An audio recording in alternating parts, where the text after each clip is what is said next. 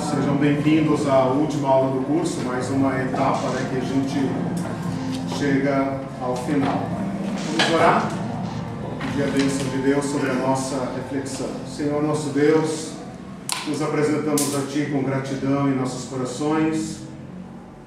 Agradecemos o Senhor por essa jornada que completamos hoje.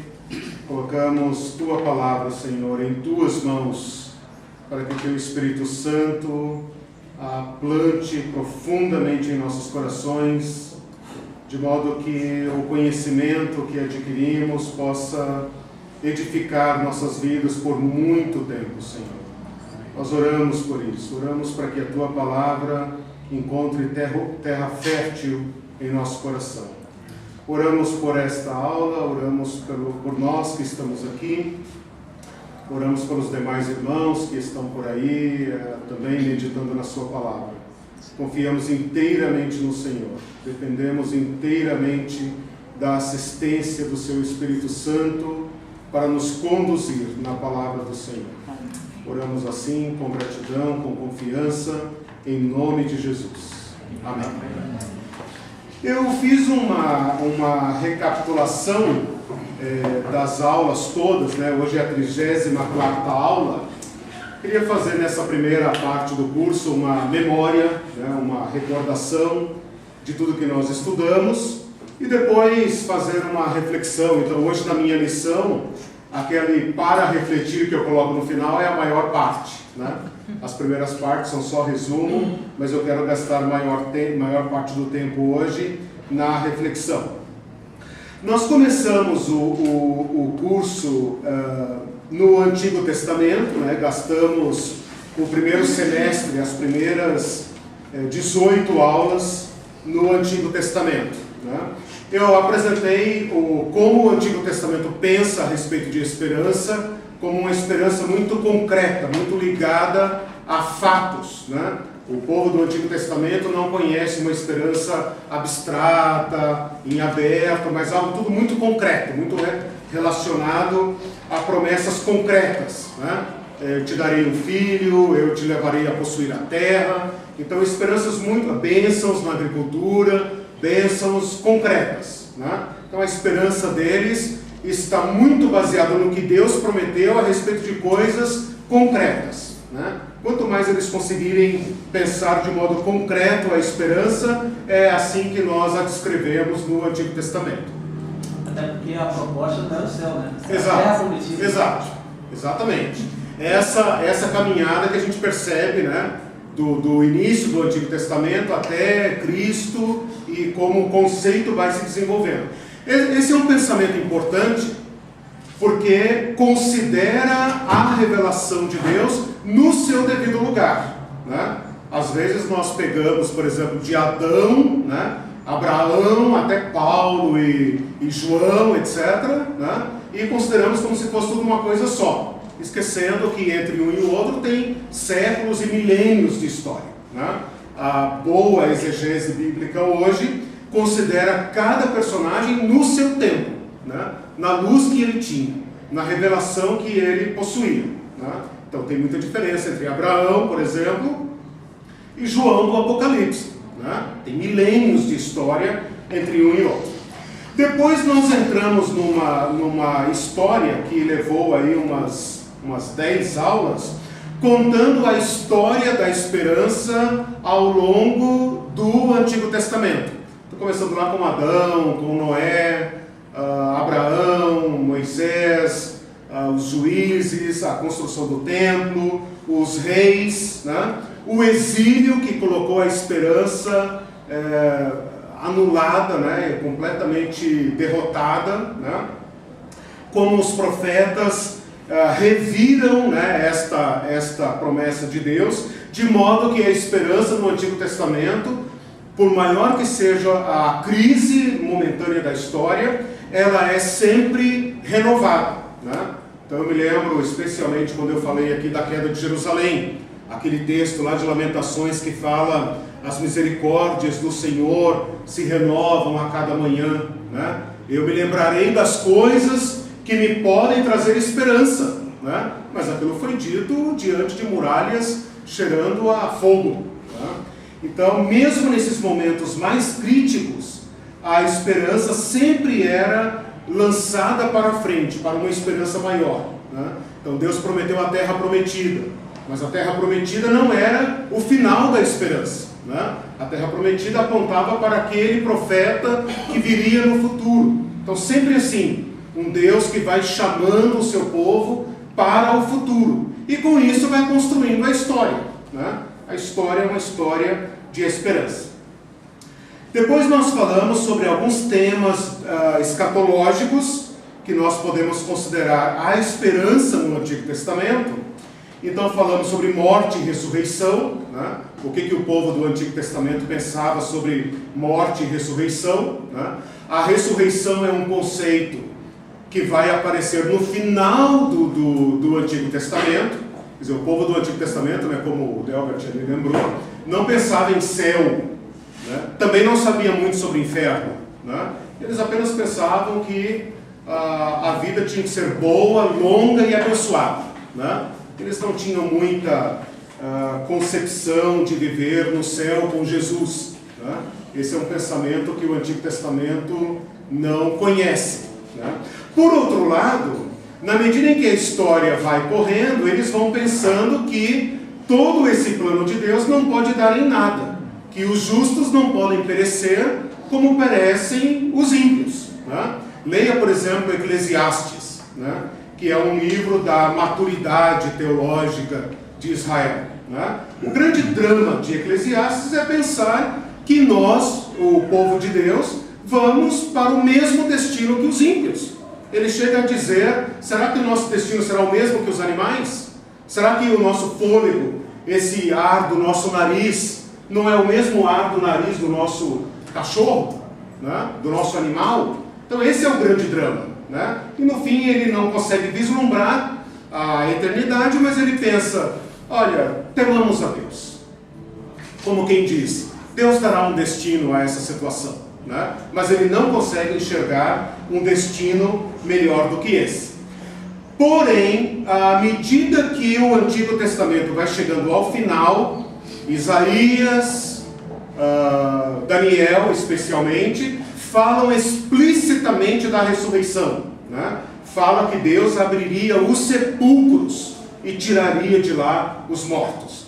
Então é o ápice, digamos, da esperança do Antigo Testamento. Eles não sabem como isso vai acontecer, quando isso se dará. Né?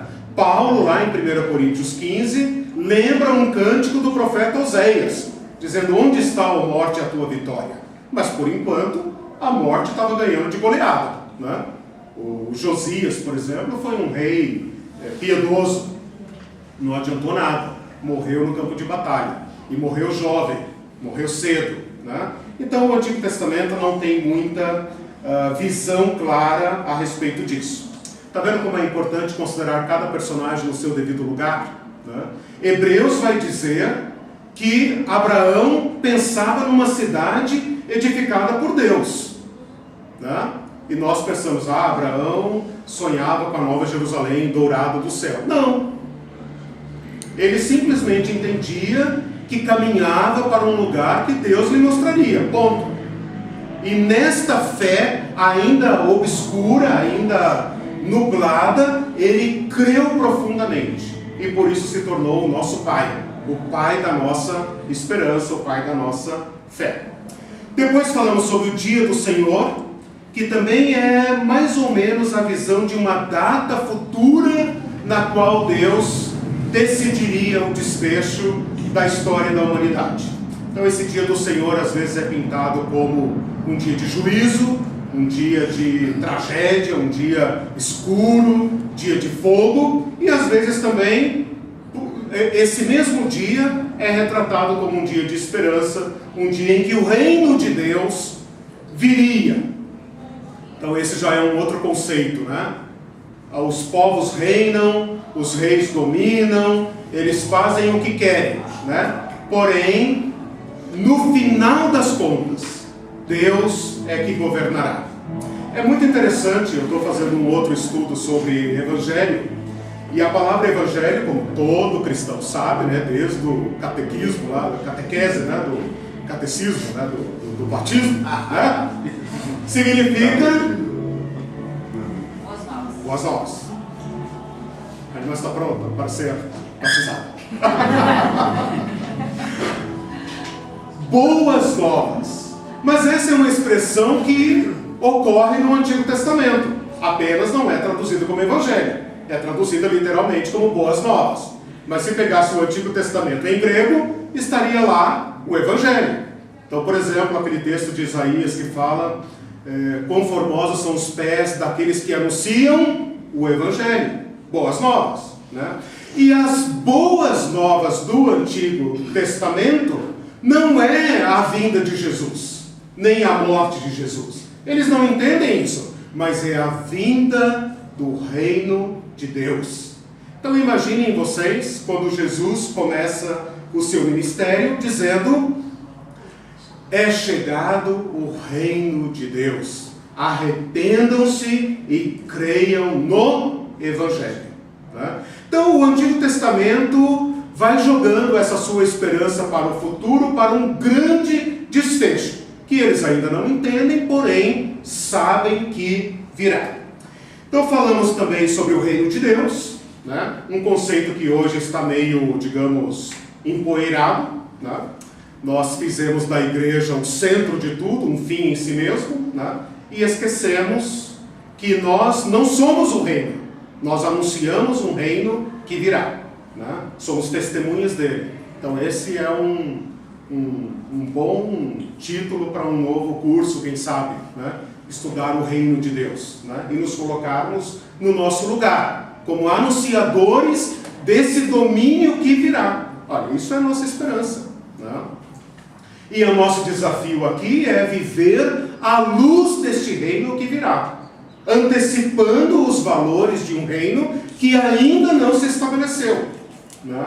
Se nós cremos nisso, então viveremos cultivando, antecipando valores que serão então eternizados no reino de Deus. O povo do Antigo Testamento fala muito sobre isso, né? Por isso Deus é chamado de rei, né? Por isso Deus não gostou da ideia da monarquia no Antigo Testamento. Lembram lá de Samuel, o pacto do reino, né? Quando Samuel vai reclamar com Deus que o povo não quer continuar naquele sistema, mas quer um rei, o que Deus diz para ele? Samuel, fique tranquilo, não é a você que eles estão rejeitando, é a mim, para que eu não reine sobre eles. Então o reino do Antigo Testamento é uma concessão de Deus, né? Porque ninguém é chamado rei no Antigo Testamento, a não ser o próprio Deus. Deus é quem reina, né? Então a figura do reinado não é benquista no Antigo Testamento. Falamos sobre novos céus e nova terra, né? Isaías foi o primeiro a usar esta expressão: eis que crio novos céus e nova terra, né? E ali ele usa o verbo no presente, apontando para algo no futuro, né? Então imaginem vocês vendo Isaías vendo o seu povo destruído, completamente destruído, vendo os ímpios prosperando e formando reinos que parecem invencíveis, né? E ele pensa: o que vai dar tudo isso, né? Mas quando tudo aqui, né, começa a fracassar, então ele levanta os seus olhos e vê o que Deus está preparando, né? E ele então é o primeiro a falar: novos céus e nova terra, né? Esses céus que agora envelhecem, né? Essa terra que agora parece que caminha para a destruição e para o caos, será sacada por Deus, né? Arrancada por Deus da destruição e colocada num novo destino. Um outro item que nós vimos no Antigo Testamento ainda é sobre o ungido. De novo, né? Se nós lêssemos o Antigo Testamento em grego, nós iríamos ver a palavra Cristo em diversos lugares, né? Como o Antigo Testamento traduz a palavra para o português, então nós vemos lá a palavra ungido, né? Eis aí o meu ungido, né? Nos dias do ungido, né? Então virá o ungido. Então nós vemos claramente que o Antigo Testamento esperava por alguém especial, alguém maior do que todos os profetas. Se você observar atentamente no Novo Testamento, as pessoas têm essa pergunta na mente ao olharem para Jesus, né? Então, se você rastrear os evangelhos, você vai perceber que as pessoas estão seguindo Jesus perguntando: é ele? És tu? Esse homem deve ser? Não, não deve ser, né? O Messias, quando vier, ninguém saberá de onde é. Mas alguém fará mais milagres do que ele? Porventura será esse o Cristo? Olha, as autoridades estão contra ele. Opa, as autoridades não estão fazendo nada. Será que eles estão achando que esse homem é o Cristo? Então, essa pergunta do Antigo Testamento, né, amadurecida por séculos de esperança, está no seu clímax quando Jesus aparece. Jesus aparece num campo minado de esperança, né? Porque o Império Romano é uma besta fera, violentíssima, e agora parece que o povo judeu vai fracassar completamente. E eles estão agarrando qualquer Messias que aparecer. E nessa esperança desesperada, agarram também Jesus Cristo e querem fazer dele um rei. Mas Jesus frustra essas esperanças, né, dizendo: meu reino não é deste mundo, né? O meu reino virá, o meu reino já está presente entre os pobres, entre os desamparados, entre os infelizes, entre os malditos, os amaldiçoados, né? O meu reino já está presente. E frustra também a esperança dos próprios discípulos, que perguntam: Senhor, e o trono? E o trono? E Jesus fala: não perguntem sobre o que não é da conta de vocês, né? Aguardem o tempo do Pai. Eu virei, né? Plantou esta esperança neles, e nós somos herdeiros dela, né? Quer o Império Romano esteja em pé, quer não esteja em pé, né? Nós somos herdeiros dela. Diga, irmão. Essa crise da esperança ela é muito interessante, até na palavra de João Batista preso, que ele batizou Jesus. O irmão disse: vê se é ele mesmo, eu estou ferrado aqui, né, sozinho. Aí você percebe claramente que o povo do Novo Testamento, vamos dizer, né, do Antigo e também até Jesus, até o Novo Testamento, tem um checklist na mão, né? João Batista também tinha, né? Bom, disseram que o Espírito Santo desceria sobre ele. Eu vi, tica, né? Agora, esse cara faz uns negócios meio esquisitos, né? Ele não preenche o script, né? O modelo, o figurino do reino de Deus. Não preenche. Trabalha no sábado, né? Conversa com mulheres, toca leprosos, né? Não vai logo para Jerusalém, não enfrenta os romanos. Então tem alguma coisa errada nesse homem, né? Ele não preenche a expectativa. Interessante pensar nesse Jesus que nós não controlamos, né? Eu sempre digo isso quando nós estamos estudando teologia, né? Teologia é uma ciência, a cristologia, né? O estudo de Cristo. Então nós colocamos Cristo na nossa mesa de trabalho e vamos analisar sua natureza, seus dons, seus atributos, né? E nós controlamos Cristo, né? Cristo sempre nos surpreende. Cristo nos encanta e nos aterroriza, né? Como os discípulos, né? Andavam atrás desse homem se perguntando: quem é este? Né? Então esta pergunta, quem é este? Quem é este? Nós nunca o controlamos, né? Nosso Cristo é um mistério, né? E é um mistério que Paulo diz, conhecemos parcialmente, conhecemos como por espelho, né? Nós não o dominamos, nós não o controlamos. Ele nos domina, Ele nos controla, e nós o seguimos pelo que nos foi dado ver, né? Mas nós não sabemos tudo sobre Ele.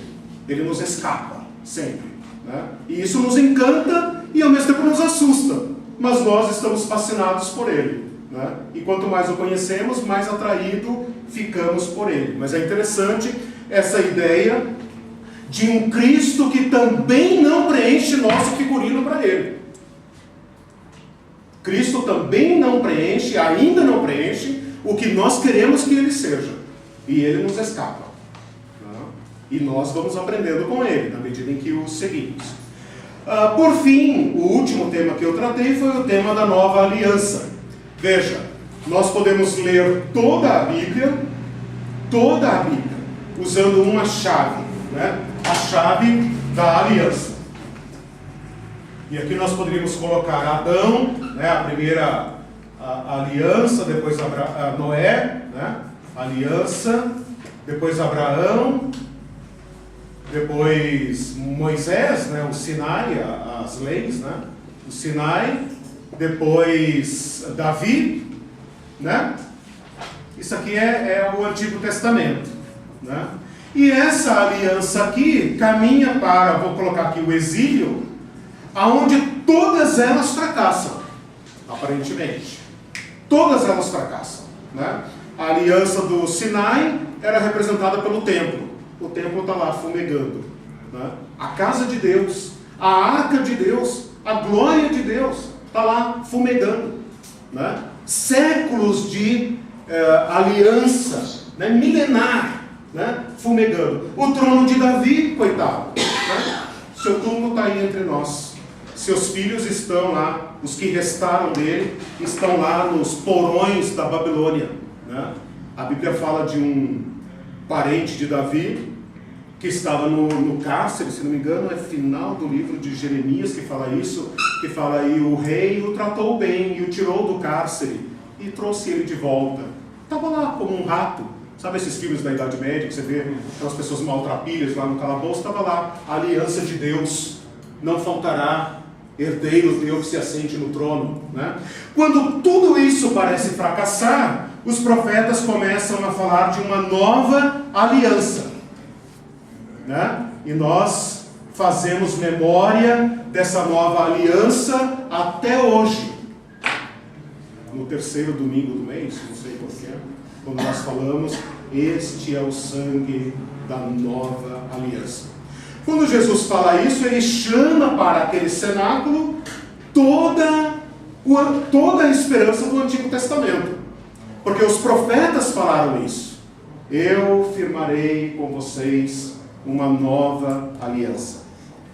E então quando Jesus, na véspera da sua morte, fala sobre desejei ansiosamente comer convosco esta ceia, e tomando o cálice, diz, né, essas palavras, eis aqui, né, o sangue da nova, este é o sangue da nova aliança, né?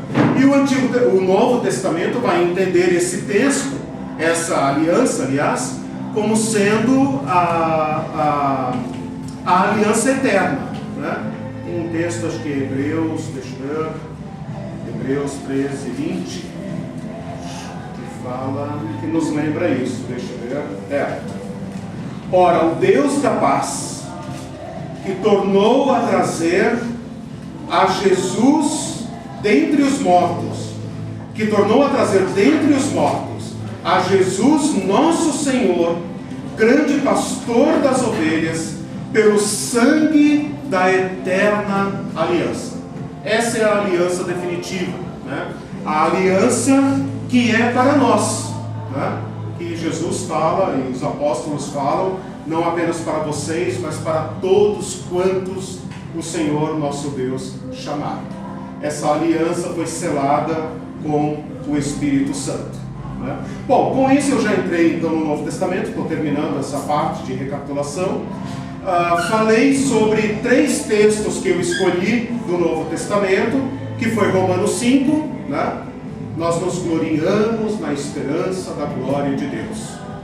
Beleza. Mas não somente isso. Também nos gloriamos nas tribulações. Porque agora as tribulações cumprem na nossa vida um efeito de graça, que é gerar em nós experiência e perseverança, né? E experiência. E nos leva então para esse futuro.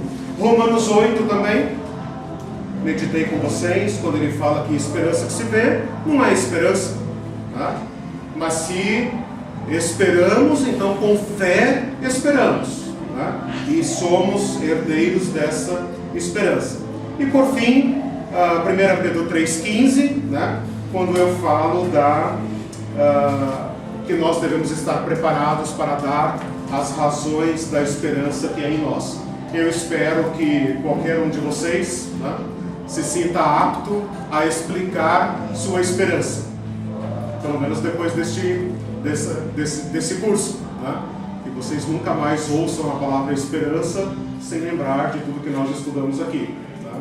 Vivam a esperança intensamente, teimem em ter esperança, né, de modo que os outros vejam e perguntem, né? E você então saiba explicar. E só para concluir então, seguindo aquele livro do Roy Stan, eu meditei alguns textos escatológicos, né, do Novo Testamento: vinda de Jesus, ressurreição, juízo final, como sendo nossa esperança, né? Para os outros é terror e pânico, para nós é esperança, né? Deus dará um fim ao mal. E de novo, terminamos a nossa lição como terminamos também o Antigo Testamento, com a promessa de novos céus e nova terra, dizendo que assim como Deus alterou o nosso destino, que era direto para o túmulo, frio e sem sentido, né? Assim como Ele fez isto conosco, dando-nos nova vida, e essa é a nossa esperança, isso também Ele fará com o mundo, com tudo que existe. Ele não permitirá que o que Ele criou vá para o caos, mas Ele renovará todas as coisas. A oferta é esta: é pegar ou largar, né? Perguntas, comentários? Resumi 33 aulas em meia hora. Diga, irmão. Você disse aí que ele vai exterminar o mal, né? É interessante que esse mal, ele veio antes da criação do céu e da terra. É uma questão que Deus assinou embaixo, mas eu vou colocar a minha criação diante desse mal para você. É uma questão maior do que nós, né? Uma questão cósmica, vamos dizer, né? Deus lidará com o mal de modo pleno e absoluto, né?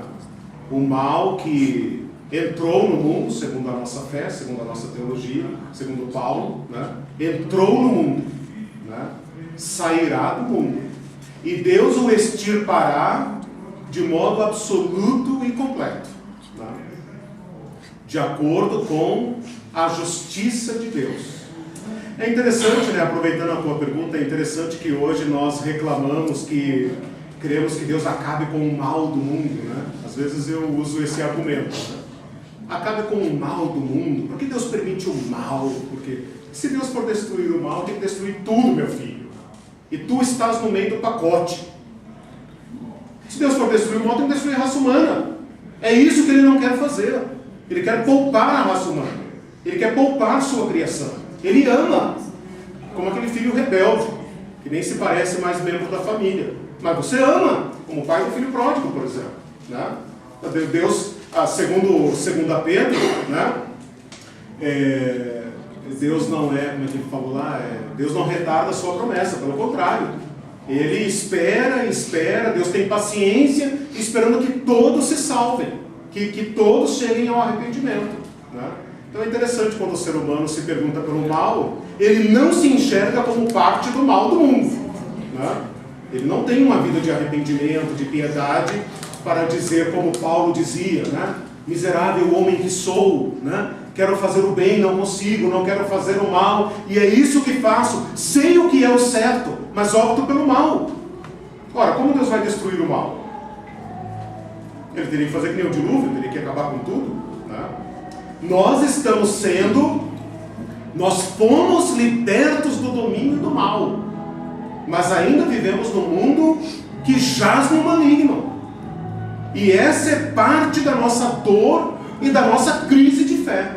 Viver como santo, como apartado do mundo, desarraigado do mundo, porém no mundo. Oração de Jesus em João 17. Senhor, peço que tu os livres do mal. Oração também do Pai Nosso, né? Guarda-nos do mal, não nos deixes cair em tentação, né? Quando Deus lidar com o mal, então nós estaremos livres, não apenas do mal em nós, mas da presença do mal. Esse é o paraíso, que a Bíblia chama de paraíso. Estaremos livres da presença do mal, né? Nós sofremos, porque mesmo vivendo na justiça de Deus, estamos em face do mal. Estamos vivendo numa sociedade que é profundamente maligna e injusta. E quanto disso nós conseguimos abstrair de nós? Quanto desse mal, dessa perversidade, nós conseguimos romper com ele? Nós vivemos nele. Nós não saímos do mundo. Nós vivemos numa sociedade injusta, com relações injustas, com economia injusta, com governo injusto. E temos que ser santos aqui. Essa é a nossa pesada tarefa, né? Por isso que Paulo fala, quem quiser viver piedosamente em Cristo pode ser a perseguição, óbvio. Como vai ser embaixador de outro reino, né? Imagina você ser americano, embaixador na Síria, no Estado Islâmico. Não faz sentido. Nós somos embaixadores de Cristo num mundo que tem um príncipe. Tem um príncipe maligno. E nós somos embaixadores do reino aqui. É uma situação dramática, né? E estamos aqui para protestar contra esse mundo e viver contra ele, seu sistema, não contra as pessoas, mas contra esse sistema, proclamando um reino que virá. É muita ousadia, né? É muita ousadia, é muito atrevimento da nossa parte, né? Nós estamos aqui para dizer, perdeu Satanás, perdeu. E nós somos os primeiros. Nós viemos como batedores do reino. Ele virá. Se esse reino não vier, nós estamos ferrados. Nós não temos saída. Nós não temos, o que você falou? Ele vem sim. Sim, mas assim, mas veja, nós apostamos tudo nele. Tudo nele. Nós não teremos lugar para pôr o pé se esse reino não vier. Nós nos tornamos cidadão pária, né? Cidadão pária é uma contradição, né? Não é cidadão, párias. Seremos lixos do mundo se esse reino não viesse, né? Bom, melhor assim, né? Não viesse e virá. Peraí, já pego aqui o filho lá. Não, eu penso que a história do filho pródigo aí falta um terceiro filho, né? Como é que é? Falta um terceiro filho. Falta um terceiro filho. Qual? Porque ou a gente vive chutando balde, no dilema arrependimento, chiqueiro, ou a gente vive na barra do pai e não vive a vida boa. Aquela parábola nos pega a todos, né? O pródigo, né, e o legalista. Um desafio para nós. Quem ia falar? É que eu demoro da chance daí, né? Desculpa. É que o senhor estava falando a respeito. Senhor não, pode chamar de você. Não me faça mais velho. Não, por respeito. Sim, tá certo. Diga. Aí eu lembrei da passagem do joio e do trigo, né? Que a gente fala que não tem como, só no final vai ser separado, não tem como separar antes, exato. Porque todo mundo tem um pouquinho de joio. Interessante, né? Interessante. A gente pensa que é só... Não, eu sou filha do rei, o outro lá está fazendo mal, mas a gente também tem um pouquinho de joio, também tem um pouquinho de mal, né? A gente tem que saber só dominar e controlar aquilo Jesus, né? A gente acha que uma vida da fé, só, né? Para não usar a palavra joio, né, vamos usar a palavra palha, né?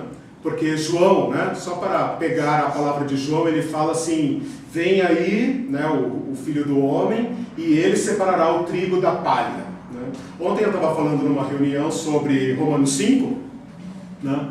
Peguei um pedacinho da nossa lição de Romanos 5 para ministrar num grupo, e daí eu estava lembrando que a palavra tribulação, porque ali ele fala, não apenas isso, mas também nos gloriamos nas próprias tribulações. A palavra tribulação no grego é uma palavra que significa aperto, né? Que aperta, que faz doer. né? Mas no português, na nossa língua, tribulação vem de tríbulo.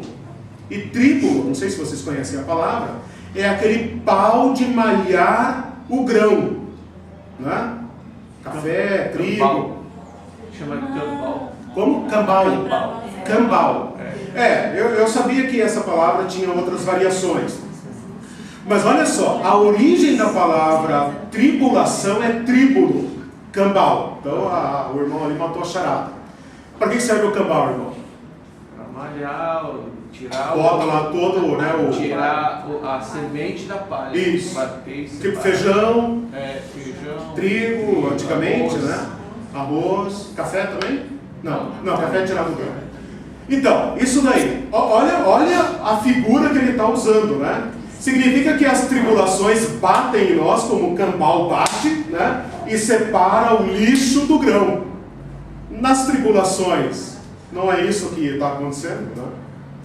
Deus nos faz soltar o lixo, né? As coisas fúteis e vãs, né? E separa o grão, o precioso, né? A separação, o precioso, né? Vai separando. E é isso que a tribulação faz na nossa vida, né? Elas não são um sadismo, né? Nós não as procuramos, evidentemente, mas aquelas que estiverem diante de nós, nós nos gloriaremos nela. Gloriaremos? Ou amarraremos, expulsaremos, faremos campanha de 7 dias, 7 velas, não, de novo a vela, desculpa. Né? Para sair disso, né? Eu tenho ouvido pessoas falarem assim: eu quero aprender logo essa lição para sair disso, né? Não vai sair, irmão. Não vai sair. São más novas. Vai dar glórias a Deus por elas. Glórias a Deus por elas. Aquelas que nós não pudermos evitar, aquela que nós mesmos não causarmos por Os pecados. E bobagens e tal, né? Aquelas que estiverem diante de nós, que a providência do Senhor nos permitir passar, nós nos gloriaremos nelas. Nenhum de nós é suficiente para isso, não? Mas se você orar, verificar se tem pecado, fazer aquele checklist, né? Senhor, né? Posso mudar aqui alguma coisa? Estou fazendo alguma coisa errada? É disciplina do Senhor e tal. O Espírito Santo te der paz, então louve a Deus nelas. Abrace-as. E fale como Paulo dizia, né? Isso vai me tornar um cristão melhor, vai me levar para Cristo, né? Porque a pior tribulação que pudermos sofrer será aquela que tocar nossa vida. Se tocar nossa vida, apenas nos colocará nos braços do nosso Pai. Portanto, não há o que possa derrotar um cristão. Não há. A maior tribulação que pudermos sofrer será aquela que ceifar nossa vida. Se ceifar nossa vida, apenas abrevia nosso encontro com o nosso Pai. A situação do inferno é desesperadora. A nossa não. A situação das trevas é desesperadora, sabendo que pouco tempo lhe resta. Como diz Apocalipse 12, né? Ai de vós, moradores da terra, porque o diabo desceu até vós, sabendo que pouco tempo lhe resta. A situação deles é desesperadora, do império das trevas. A nossa não. A nossa, o maior mal que puderem fazer contra nós, ceifar nossa vida. Se ceifar nossa vida, estaremos face a face com o nosso Pai para sempre. Essa é a nossa esperança, substância da nossa esperança. Isso é tudo. É mais do que nós sequer poderíamos sonhar. Mas bem, perguntas? Sobre esse reino de Deus, Jesus disse, orais assim, né? Venha o teu reino.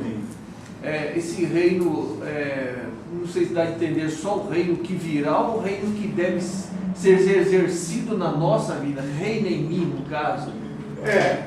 Você já perguntou, respondeu. Porque o reino de Deus, a gente usa essa expressão aqui, né? Já e ainda não. Ainda não. Né? O reino de Deus já está entre nós? Sim, porém não. Já está entre nós porque nós somos do reino. Cristo está presente em nós. E aonde Ele está, o seu reino está. Então o reino de Deus já veio. Porém, para citar as palavras de Paulo aos Coríntios, ainda não vemos todas as coisas a Ele sujeitas. Né? Quando por fim todas as coisas estiverem sujeitas a Ele, então virá o reino de Deus. Né? Então assim, enquanto nós estivermos em face do mal, a plenitude do reino de Deus ainda não veio.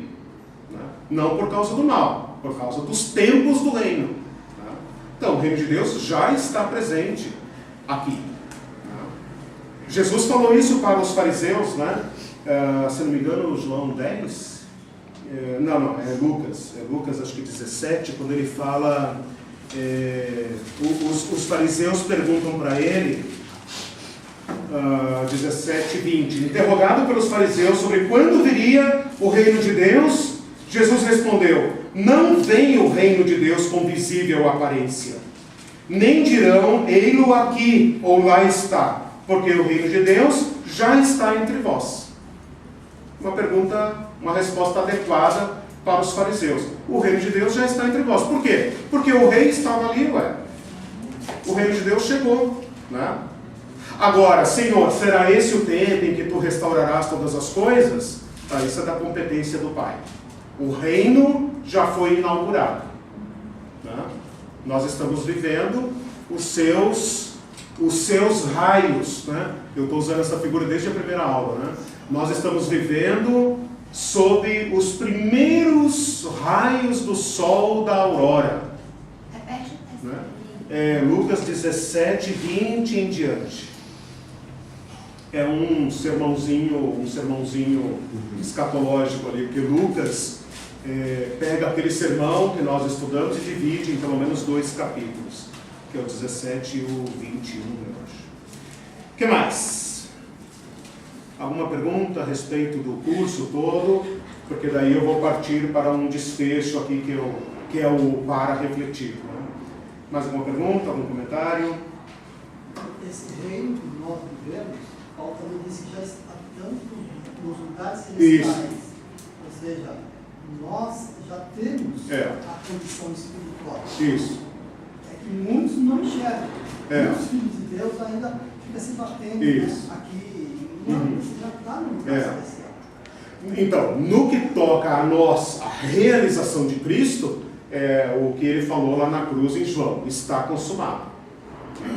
De modo que estas coisas podem ser faladas já no passado. Né? Efésios 2, que o irmão está citando, fala isso. Já estão assentados nos lugares celestiais em Cristo Jesus, acima de toda potestade, etc, etc.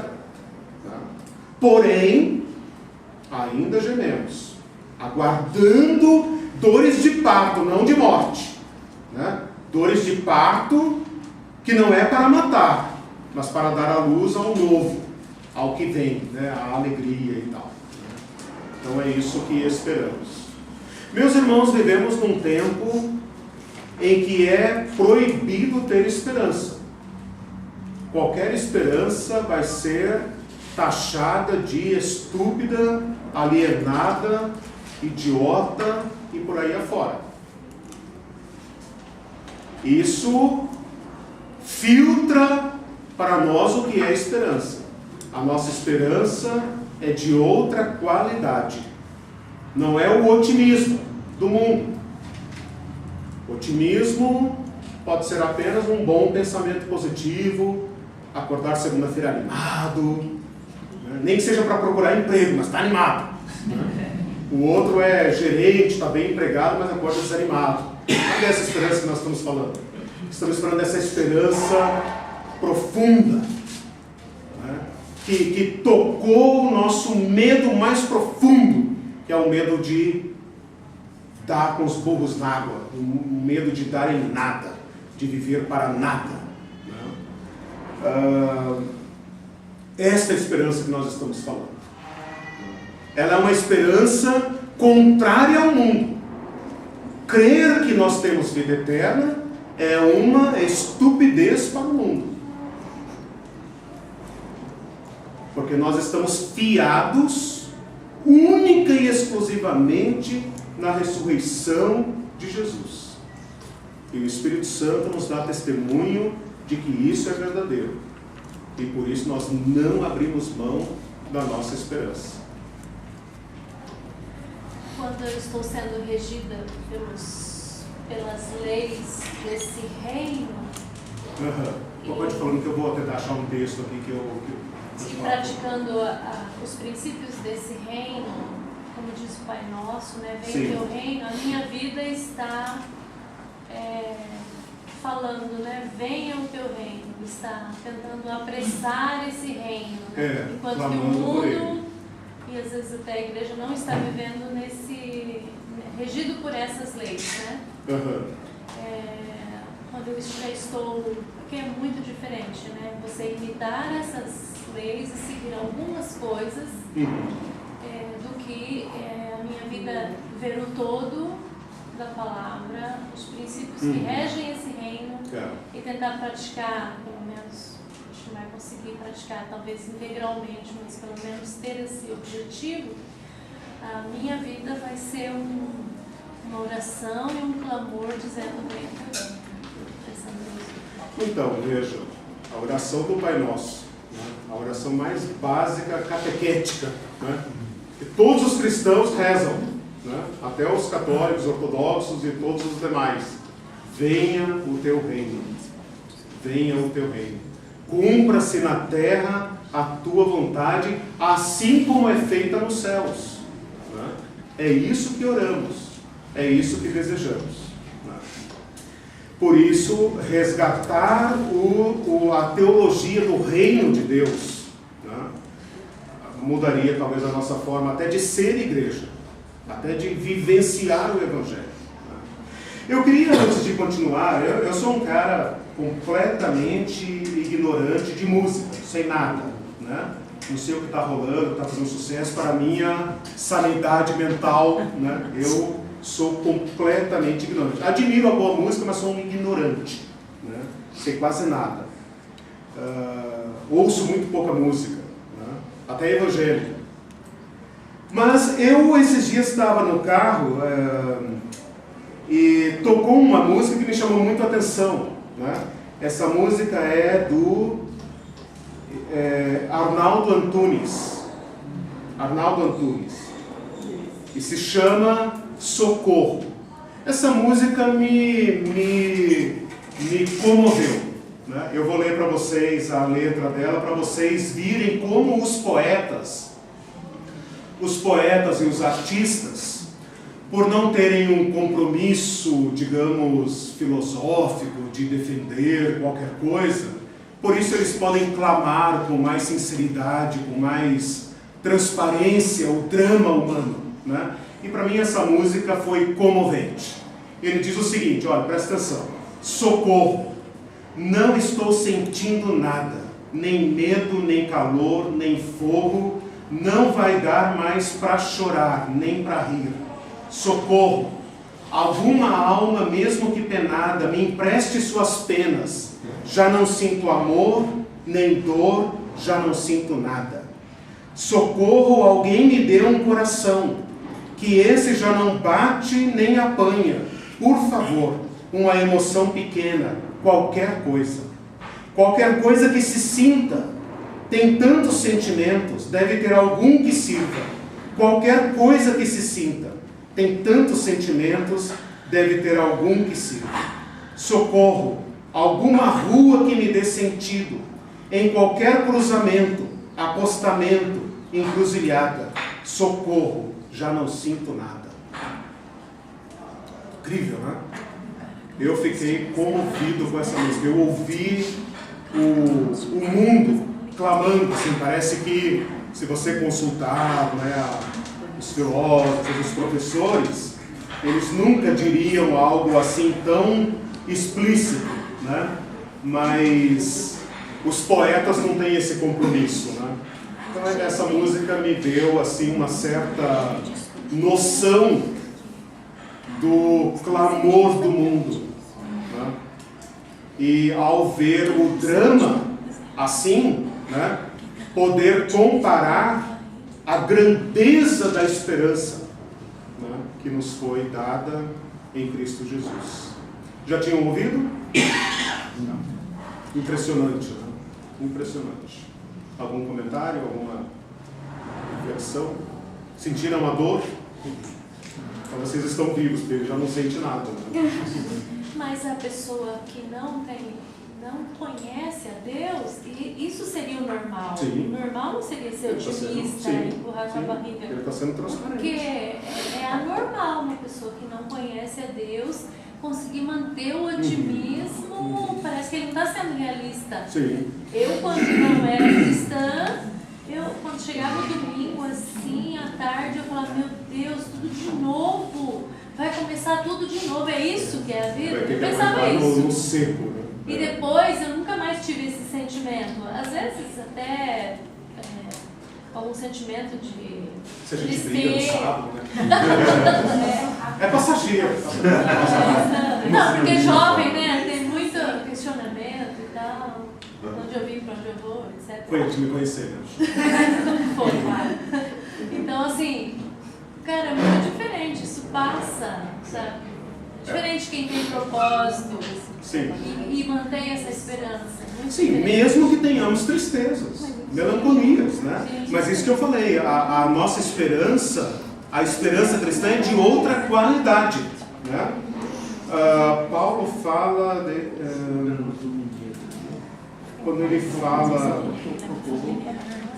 ele fala aqui nas tribulações, nas angústias e tal, mas tem um texto que ele fala tristes, porém consolados e tal, não me lembro aqui agora se alguém achar. Que é isso? É uma vida real, né? Não é uma vida poliana. Tudo está bem, lindo, maravilhoso. Não, às vezes está pesado, né? A situação não muda de nome porque nós somos cristãos, né? Mas a perspectiva com a qual nós a enfrentamos é totalmente tocada pela nossa esperança. Eu queria agora fazer uma parte de reflexão final, chamando a atenção para um ou dois ou três aspectos que a gente deveria ter em mente a partir agora, nessa conclusão do nosso curso. E a primeira coisa que eu queria destacar, que está escrita aí nas frases de para-choque de caminhão, nos para-brisas dos carros e nas placas de rua, até pichação às vezes, né? Deus é fiel. Né? Porque a nossa esperança não teria eficácia nenhuma, né, se não encontrasse na sua contraparte, no seu objeto, né, a fidelidade de Deus. Tem diversos textos das Escrituras, depois eu vou disponibilizar lá para vocês, diversos textos que falam da fidelidade de Deus. Né? Por isso, aquela hora eu até forcei a barra dizendo se esse reino não vier e tal. Né? Ou se nós não ressuscitarmos, ou se Cristo não ressuscitou. Para mostrar como a nossa fé, a nossa esperança, todo o peso da nossa esperança está ancorado, e esta é a palavra usada em Hebreus, está ancorada na fidelidade de Deus. E a fidelidade de Deus não é apenas uma afirmação teórica, né? Você tem aqui milhares de anos de história, né? De história da fidelidade de Deus. Né? Nós não somos obrigados a engolir com farinha, Deus é fiel. Né? Não. Nós temos aqui séculos de história, de testemunhos da fidelidade de Deus. Eu falei com farinha, a já se alegrou toda. Farinha espiritual, irmão. Espiritual, figurada. Pra mim não tem problema, pode ser espiritual. Ela pensou na receita, você vai me dar? Não, ela falou que tudo com farinha é bom. Oi, pois é. Ai, meu Deus. Isso que dá pra falar numa classe ética. Mas, voltando aqui, deixando a farinha de lado, Hebreus 10 Hebreus 10, tem diversos textos. Hebreus 10, versículo 19, fala o seguinte: tendo, pois, irmãos, coragem. Eu vou ler nas minhas palavras, tá? A da Bíblia está aí, você lê, né?